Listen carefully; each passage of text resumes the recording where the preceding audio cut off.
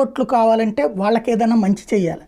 అంత ఆహారం ఏర్పాటు చేయడమా, వాళ్ళకి ఏదైనా రిజర్వేషన్లు ఇస్తారా, వాళ్ళకి ఇంకేదైనా చేస్తారో చేస్తే తప్పే లేదు, అది ప్రజలు చూసుకుంటారు.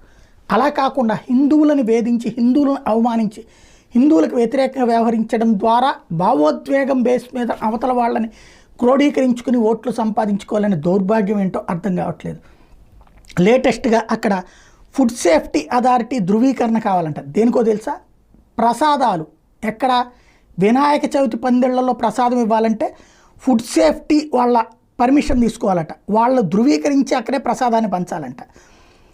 ఆగస్టు 31 జారీ చేసిన ఈ సర్క్యులర్ FSSAI సర్టిఫికేట్ పొందిన వాళ్ళని మాత్రమే పబ్లిక్ మండపాల్లో ప్రసాదం తయారు చేయడానికి అనుమతిస్తామని ప్రకటించడంతో ఒక్కసారి షాక్ తిన్నారు హిందువులు. అంటే ఇది పెద్ద పెద్ద వ్యాపార సంస్థలో పెట్టినట్టు. సాధారణంగా హిందువులు ప్రసాదాలు ఎట్లా ఉంటాయి, ఇళ్లలో చేయించుకుంటారు, లేదా కొంతమంది ఇళ్ళ దగ్గర ఉన్నటువంటి వంట వాళ్ళతో చేయించుకుంటారు. అట్లాగా